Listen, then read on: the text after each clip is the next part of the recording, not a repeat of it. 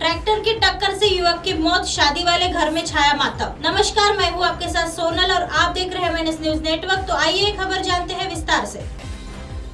जनपद हाथरस की कोतवाली सादाबाद के अलीगढ़ आगरा रोड पर बढ़ार के निकट देर रात को ट्रैक्टर ने बाइक सवार युवक को रौंदा। मृतक के परिवार में 21 फरवरी की भतीजी की शादी है।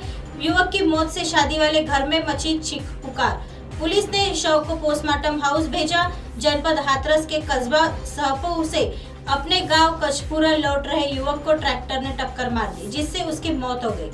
देर रात को हुए हादसे के बाद पुलिस ने शव को कब्जे में लेकर पोस्टमार्टम हाउस भेजा। हादसे की सूचना मिलने पर परिवार के लोगों की पोस्टमार्टम हाउस पर भीड़ लग गई है। पोस्टमार्टम के बाद गांव में शव पहुंचा तो शादी वाले घर में मातमी सन्नाटा छा गया। जनपद हाथरस की कोतवाली चंदपाल क्षेत्र के गांव कचपुरा निवासी 25 वर्षीय संजय पुत्र ओंकार सिंह की भतीजी की 21 फरवरी को शादी है। संजय परिवार को शादी का न्योता देने के लिए सहपऊ गए थे। वह देर रात को सहपऊ से न्योता देकर बाइक पर सवार हो लौट रहे थे। इसी बीच अलीगढ़ आगरा रोड पर गांव बढ़ार के निकट स्थित साधना होटल के समीप ट्रैक्टर ने संजय के बाइक को टक्कर मार दी, जिससे संजय बुरी तरह से घायल हो गया। घायल को अस्पताल पहुंचाया गया, जहां पर उसे डॉक्टर ने मृत घोषित कर दिया। हादसे की सूचना परिजनों को हुई तो उनके होश उड़ गए और शादी वाले घर में मातम छा गया। देखते ही देखते परिवार के लोगों की पोस्टमार्टम हाउस पर भीड़ लग गई। सोमवार की सुबह शव का पोस्टमार्टम होने के बाद पुलिस ने शव परिजनों को सौंप दिया।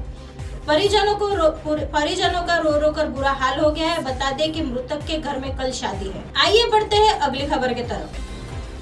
रेल यात्री ऐप का 3.1 करोड़ डेटा लीक, लिस्ट में कहीं आप भी तो नहीं। रेल यात्री ऐप यूज करते हैं तो सावधान हो जाए। इस ऐप के यूजर्स का डेटा हैक हो गया है। डेटा हैकरों ने नाम, email ID, phone number, location और पर्सनल डिटेल्स जैसी महत्वपूर्ण जानकारियां चुरा ली है। 3.1 crore data leak.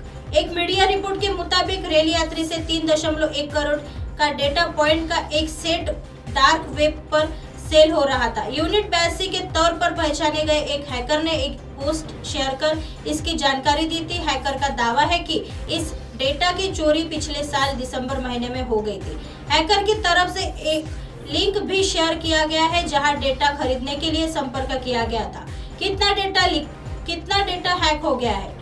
Media reports के मुताबिक डाटा को सेल करने के लिए ब्रिज फोरम पर रखा गया है। फोरम पर एक पोस्ट में बताया गया है कि जो डेटा चुराया गया है वह 3,10,62,673 डेटा पॉइंट है। यह करीब 12.33 गीगाबाइट का डेटा है। यूनिट 82 के बायो में लिखा है कि यह इजराइल में है।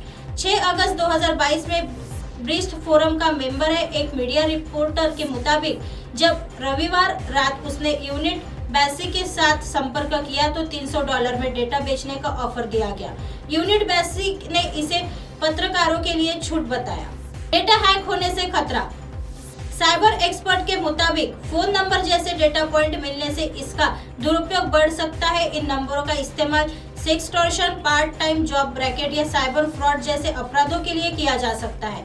नाम, ईमेल आईडी, फोन नंबर और फेक डॉक्यूमेंट्स बनाने भी किया जा सकता है। क्या है रेलवे की प्रतिक्रिया?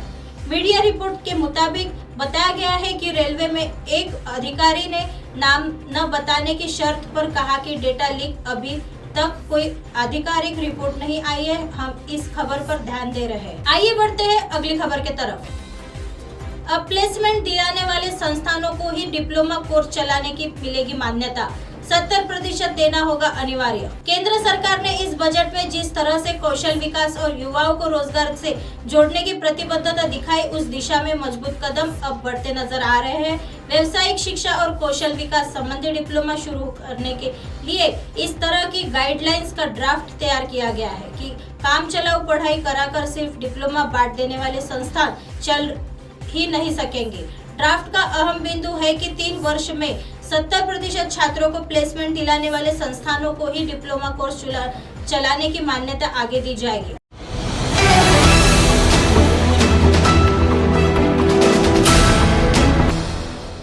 ये है एमएनएस न्यूज नेटवर्क और आप देख रहे हैं एमएनएस न्यूज।